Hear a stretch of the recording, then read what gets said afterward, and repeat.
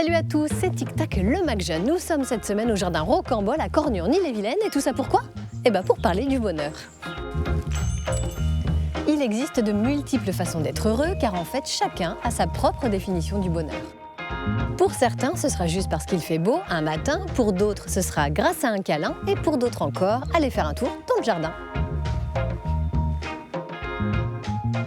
D'ailleurs, la nature nous réserve bien des surprises en matière de bonheur. Vous en saurez plus tout à l'heure.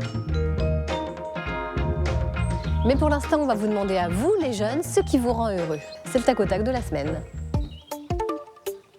Pour moi, le bonheur, c'est un peu le bonheur des autres. Pour moi, si quelqu'un est content, je suis content pour lui. Pour moi, c'est être avec mes proches,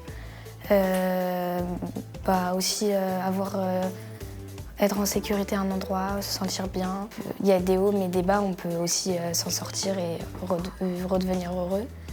Pour moi, le bonheur, c'est déjà quand j'ai une base, c'est-à-dire que j'ai une organisation, une routine,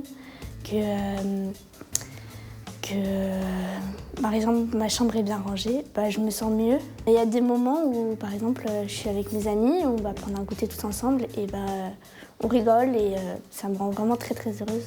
Posez-vous déjà la question, est-ce que vous êtes heureux ?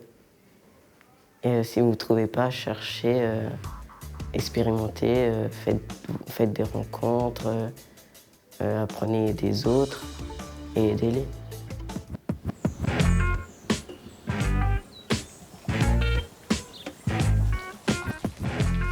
On va aller maintenant plus loin dans la définition du bonheur, dans le Data Brace de cette semaine raconté par Titouan. Le bonheur est une des préoccupations universelles, aussi bien individuelle que collective. D'ailleurs, la Déclaration des droits de l'homme et du citoyen de 1789 mentionne la recherche du bonheur comme un des buts de l'humanité. Dans l'enfance, l'amour des parents est le premier facteur de développement du bonheur. L'apprentissage du bonheur débute ensuite en aidant l'enfant à poser des mots sur ce qu'il ressent. Une chose est sûre, les parents sont les premiers modèles et ils contribuent inconsciemment à l'image du bonheur qu'ils transmettent à leurs enfants. Il y a par exemple des comportements anti-bonheur, critiquer, juger, comparer, édicter ou exprimer des propos négatifs. Alors qu'il y a au contraire des comportements qui favorisent le bonheur, savoir se réjouir de l'instant présent, chercher des solutions plutôt que de se focaliser sur les problèmes, faire de l'humour et relativiser dans les moments stressants. Savez-vous que le bonheur s'apprend même à l'école dans certains pays ?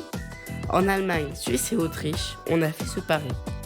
Les professeurs donnent aux élèves des cours pour apprendre à être heureux, en travaillant par exemple sur la reconnaissance de leurs qualités.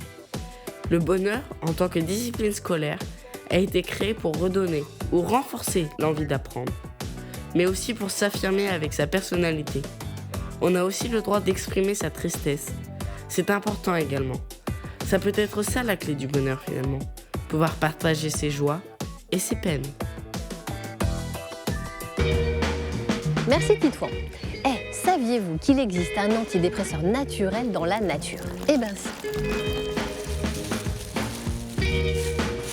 C'est la bactérie Mycobacterium vaccae que les scientifiques ont identifiée dans la terre et qui est un stimulateur de sérotonine synthétisée dans l'intestin et de dopamine synthétisée dans le cerveau.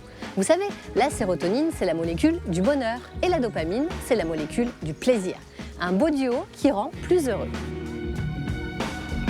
Pas étonnant que les jardiniers les plus passionnés disent que le jardin leur fait un bien fou. Oui, car cette bactérie, elle se transmet comment ?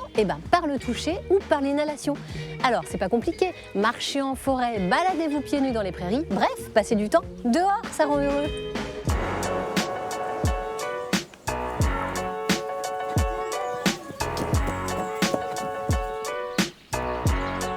Être passionné rend souvent heureux. C'est le cas de la jeune équipe de rink hockey de Passé, près de Rennes. Depuis le mois de juin dernier, ils sont champions de France dans leur catégorie. Nous les avons rencontrés et ça n'était que du bonheur.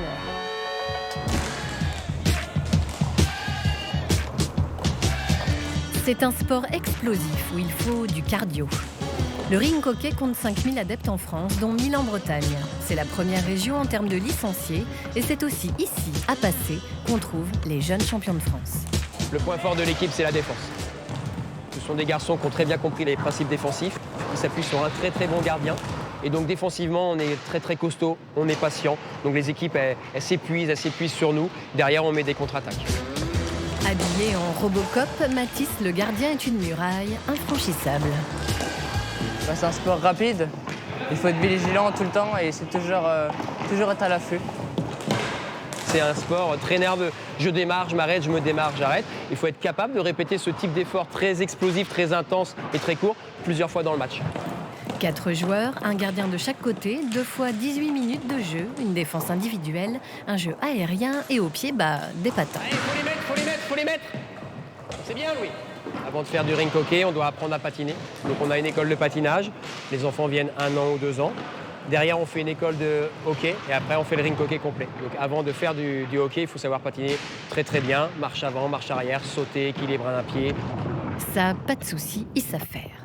Crosse en main, c'est Louis qui a marqué les 3 buts en finale du championnat de France. J'ai commencé à 3 ans en école de patinage et j'ai fait 1 année et ensuite j'ai fait du rink hockey.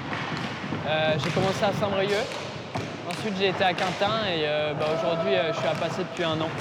Grâce à leur titre de champion de France arraché en juin dernier, ils se sont qualifiés pour le championnat d'Europe des clubs qui se tiendra du 6 au 9 octobre en Catalogne. C'est vraiment quelque chose de fabuleux pour eux. Il y aura 8 nations, 16 équipes et c'est vraiment quelque chose d'exceptionnel. Et ça vaut bien un cri de guerre.